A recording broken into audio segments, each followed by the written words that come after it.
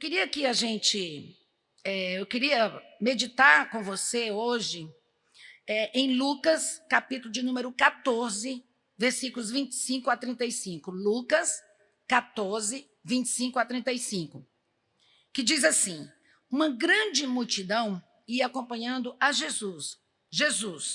Este, voltando-se para ela, disse: se alguém vem a mim e ama seu pai, sua mãe, sua mulher, seus filhos, seus irmãos e irmãs e até sua própria vida, mais do que a mim, não pode ser meu discípulo.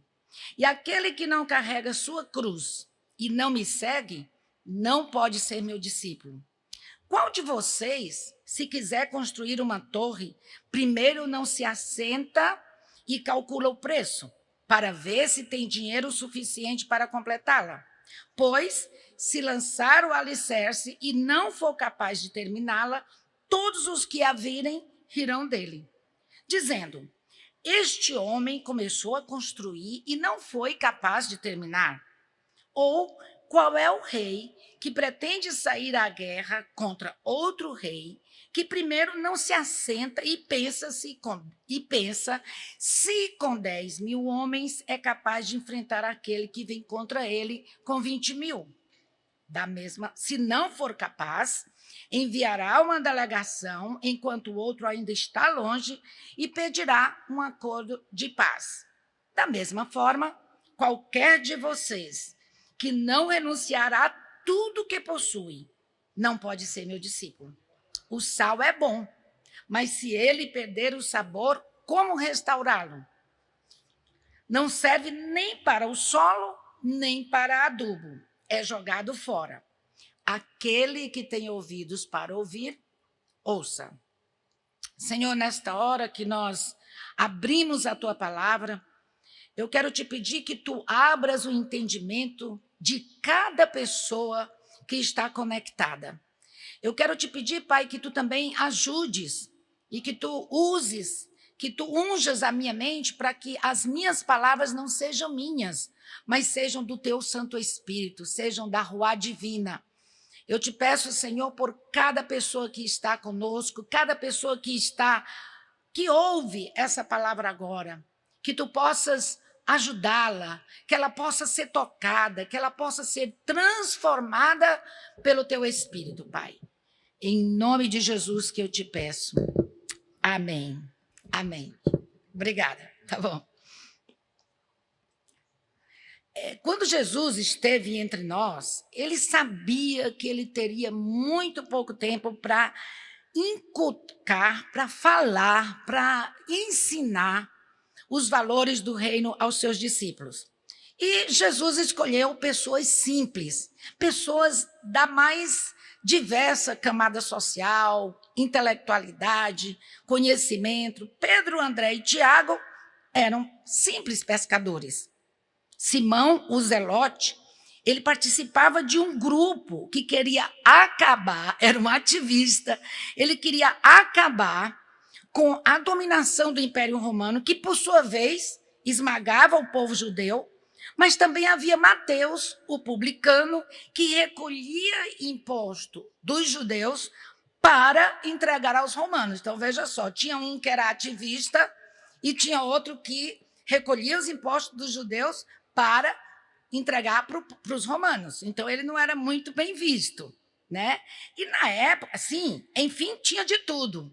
Havia também as mulheres que o seguiam, mas elas nem foram relatadas como discípulas. Por quê que elas não foram relatadas? Muita gente me pergunta isso. Porque na época que Jesus, que é Deus que se fez carne e habitou entre nós, veio à terra, as mulheres não podiam nem chegar na sala de visita, que se chamava átrio, quando seus maridos eram visitados pelos amigos homens. Às mulheres não era permitido estudar a Torá. Eu sou baixinha, né? Elas não permitiam às mulheres estudar os livros da lei que já existiam na época de Jesus. Elas também não podiam aprender nem a ler e nem a escrever, e nem a frequentar as sinagogas. Então, Vejam bem, muitas mulheres seguiram a Jesus, mas elas não foram relatadas como discípulos de Jesus. Somente esses foram relatados como discípulos de Jesus. Quando Jesus estava andando, ensinando, fazendo milagres, quando ele olhou, né, a Bíblia nos diz aqui em Lucas 14, versículo de número 25, uma grande multidão ia acompanhando a Jesus. Este, voltando-se para a multidão, quer dizer, ele olhou para a multidão e disse, eu sei que está, agora aqui são palavras da Silvia Jerusa, eu sei que está uma grande festa seguir a Jesus. Afinal de contas, agora as mulheres podiam aprender sobre o reino de Deus. Agora as mulheres tinham acesso a Jesus, tinham acesso a Deus diretamente, sem burocracias. Agora nós estamos vendo Deus operando maravilhas. Está bom demais. Vamos seguir esse homem, vamos seguir a Jesus. Ele rompeu as barreiras para que as pessoas conhecessem a Deus, porque ele era Deus. Então, à primeira vista, era bom demais seguir a Jesus. Eles podiam comer juntos, eles podiam presenciar muitos dos seus milagres. A multidão estava empolgada com os feitos de Jesus. Ele desafiava o status dos políticos, como também dos religiosos. Jesus curava no sábado. Jesus exortava os vendedores dentro dos templos, usando palavras duras, mas Jesus também prometeu muita coisa. Enfim, era uma grande festa seguir a Jesus. Em Lucas 14, 25, a gente vê que Jesus observou isso. E ele deve ter pensado assim, essa multidão toda está me seguindo, pensando que é só o bem bom me seguir. Me seguir é só isso. Mas deixa eu falar para essa multidão, deixa eu falar para esse pessoal que está dizendo, eu sigo a Jesus, qual é o custo? O que é necessário mesmo para você me seguir, para você dizer que é meu seguidor, para você dizer que é minha discípula, para você dizer que, Jesus, estou contigo, tu estás no meu coração. E aí Jesus começa a falar para a multidão. E ele diz assim, então você quer ser meu discípulo? Em primeiro lugar, e agora eu quero falar para você sobre isso. Para seguir a Jesus, Jesus tem que ser a sua prioridade. No versículo de 26, ele diz assim, se alguém amar a sua família, a sua própria vida, seu irmão, sua irmã, mais do que a mim, não pode ser meu discípulo. De ser discípulo de Jesus é você dar prioridade a Ele na sua vida. É você dar prioridade aos valores do reino na sua vida. É uma mudança de 180 graus. Eu não digo 360, porque senão você muda, volta a ser o que era. Mas seguir a Jesus é uma mudança de valores. É uma mudança de vida. Ele precisa ser a sua e a minha prioridade. Seguir a Jesus exige mudança de hábitos. Tem um livro muito interessante, chato pra caramba, mas é muito interessante, que se chama, acho que é Mudança de Hábito. Como mudar o seu hábito. É um livro que é antigo, que ensina você que o nosso cérebro ele vai sempre buscar o mais fácil. Aquilo que nós já estamos acostumados. E eu não sei quem foi que disse essa frase, se foi Einstein mesmo, mas viralizou na internet, eu acho ela maravilhosa. Sempre o pessoal põe frase na internet bonita e põe o nome de uma pessoa famosa. Dizem que foi o Einstein, eu não sei. Mas diz assim, como é que você quer obter resultados diferentes agindo sempre da mesma maneira? Aí eu quero refazer essa frase. Como é que você quer dizer que segue a Jesus se não mudou absolutamente nada na sua vida? Não mudou nem para o bem, porque vai mudar sim, mas se não, você não mudou o seu comportamento, eu vou mais atrás, você não mudou suas atitudes, seus pensamentos, você não colocou, você não incorporou os valores do reino na sua vida, E você diz, eu sigo a Jesus, mas está tudo do mesmo jeito. Claro, você continua agindo como a velha Jerusa. Você continua agindo como a velha Silvana. Você continua agindo como a velha Sílvia. Não. A Bíblia nos diz, Paulo nos diz, eis que tudo se fez novo. Aquele que está em Cristo, eis que tudo se fez novo. As coisas velhas já passaram. Eu sou agora uma nova criatura em Cristo. Então, as minhas atitudes, até os meus pensamentos, até as minhas orações não são mais egoístas. As minhas orações são sempre tendo em vista os valores do reino. Então, Jesus diz assim, para você me seguir, não é que você vai abandonar pai, mãe, irmã, marido, mulher. Não, mas Jesus vai ser a sua prioridade. E eu lhe garanto, marido, que se Jesus for a sua prioridade, você vai amar a sua mulher da mesma maneira que Cristo amou a igreja, que deu a sua vida por ela. Se você amar a Jesus, eu te garanto, filho, filha, que se Jesus for a sua prioridade, você vai ser um filho. Se antes você não lavava os pratos, querida, e deixava a sua mãe fazendo tudo sozinha, agora você vai lavar. Mãe, sua mãe vai olhar e dizer assim, foi o que aconteceu com esse menino? Jesus, mãe.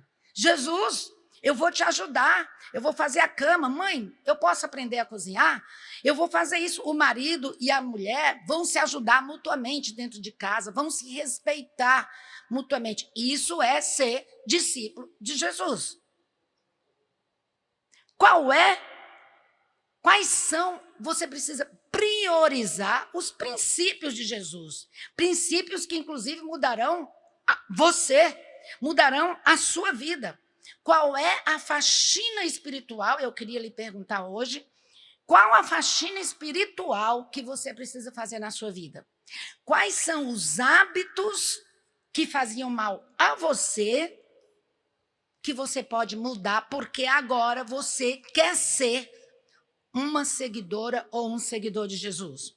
Tinha uma música que a gente cantava muito, que eu até me esqueci, o Joel deve saber, é uma música antiga, que a gente dizia assim, eu quero ver Cristo, ou eu quero ter Cristo. Dizia assim, no meu andar, no meu pensar, no meu falar, eu quero ver Cristo. Quando as pessoas lhe observam, essas pessoas conseguem ver Cristo na sua vida? Você consegue salgar, no bom sentido, você consegue dar gosto às coisas ao seu redor, na vida das pessoas ao seu redor? Você é sal, ou você não serve nem para adubo, a pessoa nem sabe que você é uma seguidora ou um seguidor de Jesus. Então, como é que você precisa ver ou servir a Cristo? Se pergunte, no seu pensar, como é que estão os seus pensamentos, como é que está o seu andar, como é que está o seu falar, como é que está a sua vida? Ele é a sua prioridade? Segundo ponto que eu queria conversar com você hoje é, Jesus diz assim, você quer ser o meu discípulo? Então você pense no que é me seguir. Pense nos custos. Lá no Ceará tem um ditado que diz assim, quem não pode com o pote não pega na rodia. Porque lá no sertão do Nordeste, você pega um pano e dobra bem muito, as pessoas ainda, pasme você, ainda vão buscar água lá na cacimba, lá na cisterna, coloca num pote de barro e coloca no peso. Então, quem não pode com o pote, não pega na rodilha. Você só vai fazer isso se você conseguir, que era também assim na antiguidade, e as mulheres eram que iam buscar água no poço. Então, ele diz assim, qual de vocês, se quiser construir uma torre, primeiro não se assenta, não calcula o preço para ver se tem dinheiro suficiente para sustentá-la. Então, qual o rei que pretende ir à guerra contra outro e não se assenta para pensar se com 10 mil homens ele consegue enfrentar quem vem contra ele? Isto é, se você realmente quer seguir a Jesus, Jesus falando, não sou eu. Se você quer me seguir, calcule o custo. Qual vai ser não o custo somente, não financeiro, mas o que você tem que mudar? o que você tem, que faxina espiritual você precisa fazer na sua vida. Então, ele também traz nesses versículos a metáfora da construção de uma casa, isto é, tem que ter base. Então, antes, uma vez, eu estava na Bethesda, lá do Brooklyn, e eu pregando mais ou menos sobre a sua base, como é que você se prepara durante a semana. Porque se você passa... E tinha um produtor de um programa famoso da Globo me ouvindo, e eu não sabia, ele estava lá atrás. E eu disse assim, você passa a tarde inteira assistindo X programa, e aí você chega aqui, era à noite o nosso culto, e você diz assim, nossa, mas esse louvor está tão ruim, ai, está tudo tão ruim, essa pregação está tão ruim, porque o seu espírito não estava preparado, aguado, você não fez os seus exercícios espirituais durante a semana ou durante o domingo, ou sei lá, quantas vezes você se coloca na presença de Deus, não para pedir, mas para dizer, Senhor, como é que eu posso fazer para ser uma melhor pessoa? Senhor, quais são? Me dá uma base. Quantas vezes você, que já é cristão ou cristã há 30, 40 anos, já leu a palavra inteirinha? Eu sei que a Bíblia é bem difícil de entender. Eu agora estou lendo a Bíblia na versão A Mensagem, que é na linguagem contemporânea. Ela é simples de entender, mas é mais difícil ainda, porque ela explica muito, e a gente vê muita coisa que a gente precisa que as pessoas nos expliquem. Mas procure saber a base do seu cristianismo. Procure pisar em chão firme no seu cristianismo, não em frases de efeito, não eu ouvi dizer, mas você, o seu relacionamento com Deus, como é que ele está? As pessoas criticam muito a teologia, eu não sou porque teologia, mas teologia, na minha opinião pessoal, é muito importante. Porque você sabia que, dependendo da teologia que você segue ou que você acredita, vai fazer toda a diferença na sua vida. Porque a teologia que você segue molda toda a sua maneira de pensar e de viver.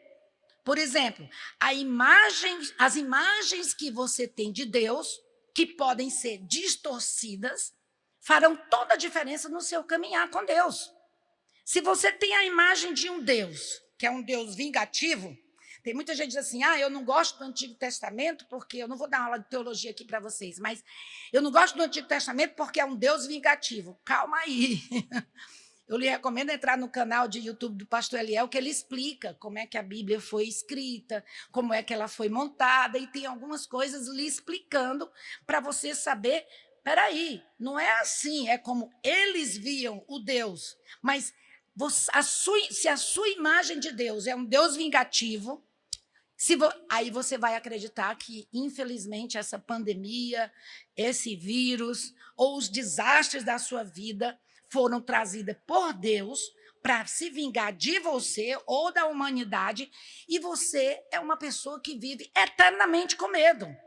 Então, você faz o bem, ou as coisas que deveriam ser certas, não porque o amor de Deus lhe constrange, não porque você acredita que Deus é amor, mas por medo, porque Deus, na sua imagem, é um velhinho de barba, de cabelo branco, barba bem grande, com um chicote na mão, que colocou um risco no chão, isso pode, isso não pode, e na hora que você pisar fora desse risco, ele lhe dá uma chicotada, aí ele lhe dá uma doença, ele tira tudo que você tem, ele faz isso, ele faz aquilo.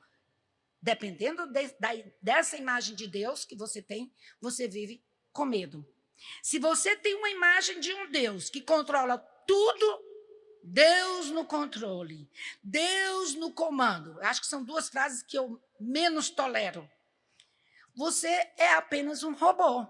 Ora, porque você é um boneco ou uma boneca, um fantoche nas mãos de Deus. Se é Deus que controla tudo, às vezes eu vejo as pessoas que aconteceram algum desastre com elas, aí elas são entrevistadas na TV, elas dizem assim, o que é que eu posso fazer, né? Deus quis assim.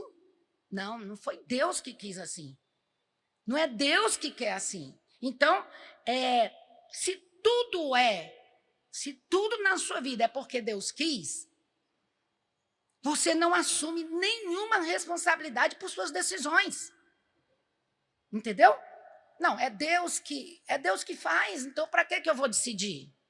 E eu também não vou me lembrar qual é o filósofo, se foi Nietzsche ou foi Sartre que falou, acho que foi Nietzsche que falou assim, Sartre disse, dura coisa é nós termos a liberdade de decidir, porque é uma responsabilidade muito grande. Tudo que nós fazemos e que nós decidimos ou escolhemos terá um efeito dominó na nossa vida. Se eu escolher, por exemplo, quando nós fizemos seminário nos Estados Unidos há 100 anos, eu não queria voltar para o Brasil. Mas o Ricardo disse assim, não, eu tenho um chamado, nós temos um chamado, vamos. Se nós tivéssemos ficado nos Estados Unidos, eu não sei como seria a nossa vida. Talvez melhor do que aqui. Mas muitas das coisas que aconteceram na nossa vida, de boas, aqui no Brasil, não teriam acontecido. Minha filha não teria encontrado o marido dela, eu não teria os netos que eu tenho, o meu outro filho também eu não teria. Então, a gente precisa tomar cuidado com as nossas decisões. Algumas decisões, dia 12 de janeiro, fez 30 anos que eu e o Ricardo moramos em São Paulo, que a Igreja Bethesda em Fortaleza decidiu nos enviar como missionários para que daqui nós pudéssemos abrir outras igrejas e mandar missionários para o mundo inteiro, e que mandamos. Mas se a gente não tivesse vindo, não adianta a gente ficar pensando, se eu não tivesse vindo, se eu não morasse em São Paulo, nós temos que tomar cuidado com as nossas decisões, porque as nossas decisões são de inteira responsabilidade nossas. Deixa eu dizer uma coisa para você que ama uma profecia. Ah, mas Deus usou a irmã fulana de tal para me mandar morar no Japão, para me mandar morar na China. Eu te garanto que, primeiro, Deus, quando Ele quiser que você tome qualquer decisão, se for da vontade dEle, se Deus quiser, Ele vai falar primeiro com você, aquela sua voz, a voz interior de Deus te dizendo, ó Senhor, estou querendo fazer isso, eu faço. Deus confirmando ou não, ou dizendo, ó Jesus, eu tenho para mim que esse negócio vai dar errado. Eu gosto de consultar a Deus, mas eu sei que as minhas decisões são minhas, são da minha responsabilidade. Então, se você tem uma imagem de um Deus controlador, tudo de ruim que acontece com você e tudo de bom foi Deus, então não precisa você fazer nada. Senta na cadeira de balanço, na varanda, e se balançando e deixa Deus fazer tudo. Não é assim. Então, se você tem a imagem, e essa é a imagem que eu tenho de Deus, e a imagem que a Bíblia nos diz, Deus é amor. Tua vida vai fazer toda a diferença quando você age debaixo da lente do amor de Deus, não somente para a sua vida, mas para a vida das pessoas ao seu redor. Seguir a Jesus hoje está na moda, né? Mas não pense, Jesus falou para a multidão, que é só o privilégio de ver milagres. Não pense que é só me ver curar. Não pense que é só oba-oba. Aprender de Jesus é manter a calma quando as nossas emoções dizem para a gente gritar. Aprender de Jesus é amar as pessoas da mesma maneira que nós nos amamos. É você se amar, sabia? Isso não é egoísmo, você se amar, porque você tem cravada em você a imagem de Deus. Nós fomos feitos à imagem de Deus e à sua semelhança. Aprender de Jesus é ser bondosa, é ser bondoso. Aprender de Jesus é ter autocontrole, é ser manso. O fruto do Espírito. É ter o fruto do Espírito. Seguir a Jesus é como um comerciante que achou uma pérola de grande valor. Você vê isso em Mateus, capítulo de número 13, versículos 45 e 46. Uma parábola que Jesus contou. o comerciante achou uma pérola de grande valor. Ele foi em casa, vendeu tudo que tinha, mulher, filho, para ficar com essa pérola. Então, Jesus é essa pérola de grande valor na nossa vida. Eu vou citar somente 3 coisas essenciais na nossa vida que Jesus pode, quando você é verdadeira discípula de Jesus, pode nos dar. Em João 14, 27, ele diz: deixo-lhes a paz. A minha paz eu lhes dou. Eu não a dou como o mundo a dá. Não se perturbem os seus corações. Olha só essa última frase. E nem tenham medo. Então, quando você segue a Jesus, você vai encontrar uma paz que ninguém pode te dar essa paz. É uma paz que diz para você: não se perturbe o seu coração e não tenha medo, porque o verdadeiro amor, o Deus que é amor, lança fora todo medo.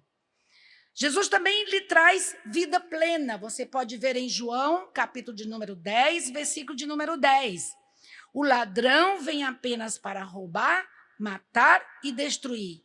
Mas eu vim para que tenham vida e a tenham plenamente. Eu vim para que tenham vida e a tenham em abundância. João 10, versículo 10. Você quer vida? Seja uma discípula de Jesus. Seja um discípulo de Jesus. E, em terceiro e último lugar, mas tem muito mais coisa, ele traz alívio para as nossas aflições. Ele diz em Mateus 11, 28 a 30. Mateus 11, 28 a 30. Venham a mim, todas e todos os que estão cansados e sobrecarregados, e eu lhes darei descanso. Você está cansada de bater com a cabeça na parede? Vai para Jesus. Vem para Jesus. Quero te seguir, Jesus. Tomem sobre vocês o meu jugo e aprendam de mim, pois sou manso. Olha só o retrato de Deus. Olha só a imagem correta de Deus nas palavras do próprio Jesus. Eu sou manso e humilde de coração. Tomem sobre vocês o meu jugo e aprendam de mim, e vocês encontrarão descanso para as suas almas. Pois o meu jugo é suave e o meu fardo é leve. Tão diferente do que os religiosos dizem. Ai, é muito pesado. Eu seguir a Jesus é muito difícil. Jesus diz: não, meu jugo é suave, meu fardo é leve. Mas eu quero ser a prioridade na sua vida.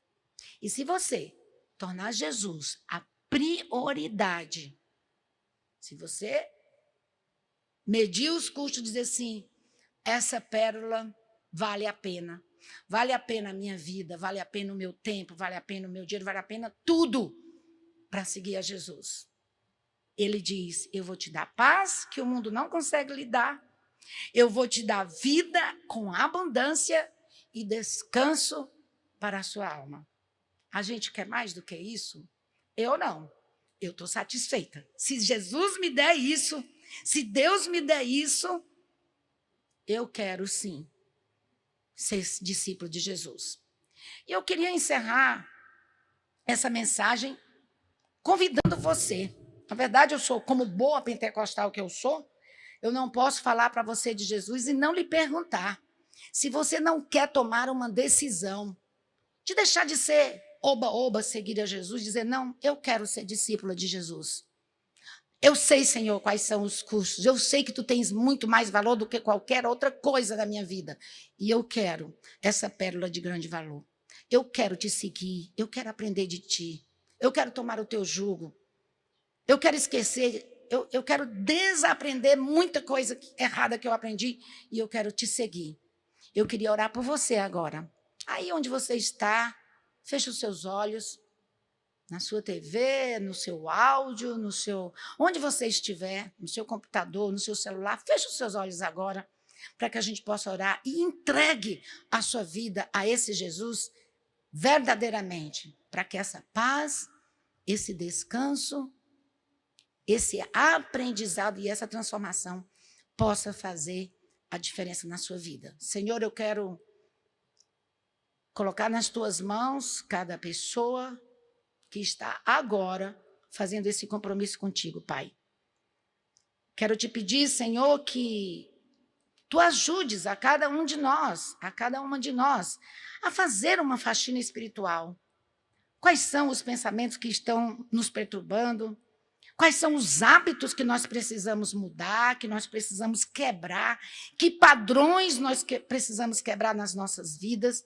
Quero que tu visites agora cada um, onde quer que ela esteja, que ele esteja, Pai. Visita com o sopro da Ruá Divina, com o sopro do teu Santo Espírito.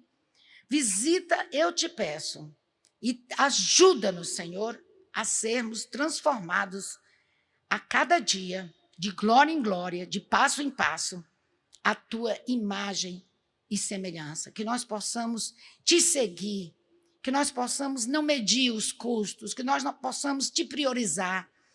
Ajuda-nos, Senhor, eu te peço, em nome de Jesus. Amém? E amém. Deus abençoe você ricamente. Um beijo.